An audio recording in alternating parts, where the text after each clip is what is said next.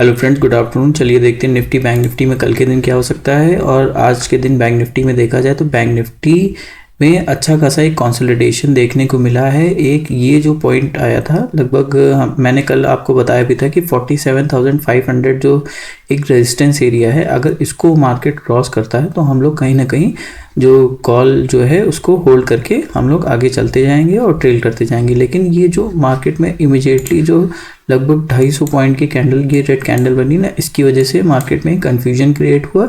उसके बाद में मार्केट ने अपने आप को होल्ड किया और धीरे धीरे फिर से अपसाइड ही मार्केट गया हुआ है और अपने आप को होल्ड किया हुआ है।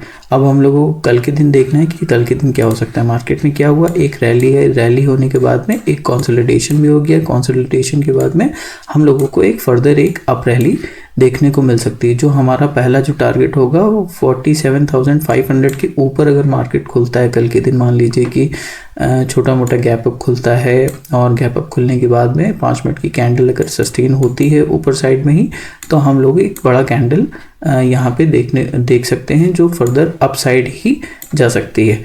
और कल के दिन मान लीजिए फ्लैट ओपनिंग हो गई तो भी हम लोग अप साइड ही देखेंगे। लेकिन मान लीजिए कल के दिन इसके नीचे कहीं 47,200 के नीचे 200-250 पॉइंट मार्केट अगर नीचे गैप डाउन खुलती है तो हम लोग यहाँ पे ज़्यादा ट्रेड नहीं करेंगे, क्योंकि फिर यहाँ पे कंफ्यूजन क्रिएट हो जाएगा। क्योंकि हम लोग क्या सोच रहे थे, मार्केट ये अपसाइड गई, यहाँ पे एक कंसल्टेशन हुआ, कंसल्टेशन के बाद में एक अपसाइड रैली होनी चाहिए थी।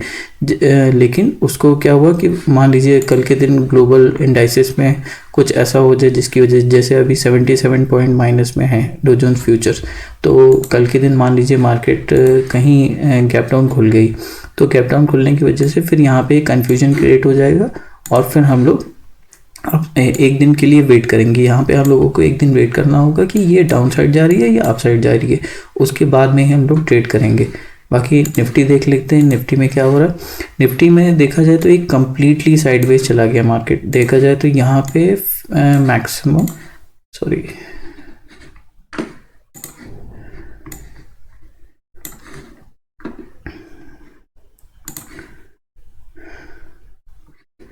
बाकी निफ्टी में देख लेते हैं हम लोग। निफ्टी में क्या हुआ कि निफ्टी में कम्प्लीटली साइडवेज मार्केट हो गया है। छोटा मोटा गैप अप खुलने के बाद में ये 50 पॉइंट के बीच में ही मार्केट घूम रहा है, जिसकी वजह से एक कंसोलिडेशन देखा जाता है। रिलायंस की वजह से मार्केट अपने आप को होल्ड कर रखा हुआ है निफ्टी में। नहीं तो अगर रिलायंस में कोई फर्दर नीचे की रैली कुछ यहाँ पे मार्केट नीचे आते हुए दिखाई देती तो यहाँ पे हम लोगों को सेल ऑफ देखने को मिल जाता है। जैसे कि बैंक निफ्टी में देखा जाए तो 250 पॉइंट की जो गिरावट यहाँ पे करेक्शन दिखा, तो अगर ये मार्केट नीचे आ जाता, मान लीजिए यहाँ से नीचे आ जाता, तो हम लोग एक डाउन साइड के लिए देख सकते थे। लेकिन निफ्टी ने अपने आप को बहुत अच्छी तरीके से होल्ड किया हुआ है। अगर कल के दिन मान लीजिए निफ्टी ने अगर अपसाइड कोई दे दिया, ठीक है, तो हम लोग 22,500 तक का एक टारगेट यहाँ पे हम लोग देख सकते हैं, जो कि अगर गैप अप या फ्लैट खुलता है तो कल के दिन इसमें भी अगर किसी वजह से इसके नीचे अगर मार्केट खुलता है तो हम लोग डाउन साइड के लिए ही देखेंगे। फिर बैंक निफ्टी और फिर निफ्टी को हम लोग इग्नोर करेंगे। फिर यहाँ पे ही हम लोग एक सेल ऑफ देखेंगे। उसकी वजह ये है क्योंकि रिलायंस जो है ये अपने हाई पे ही है।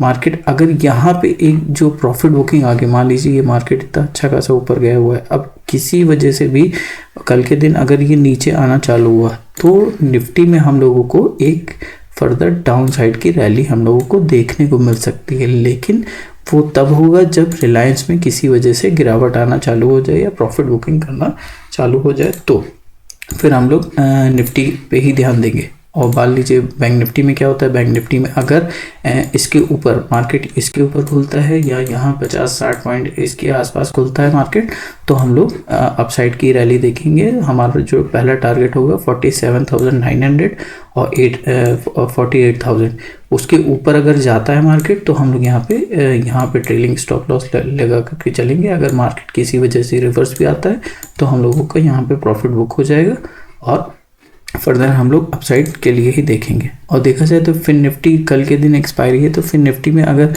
मान लीजिए कि कल के दिन अगर मार्केट अपसाइड जाती है तो हम लोग फिर निफ्टी में भी अच्छा खासा पैसा यहाँ से निकाल सकते हैं।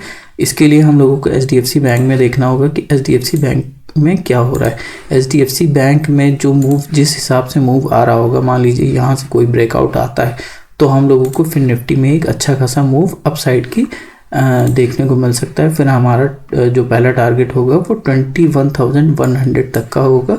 उसके ऊपर अगर जाता है तो हम लोग यहाँ से ट्रेल करते हुए चलेंगे, ऊपर जाएगा फिर हम लोग यहाँ पे ट्रेल करते हुए चलेंगे।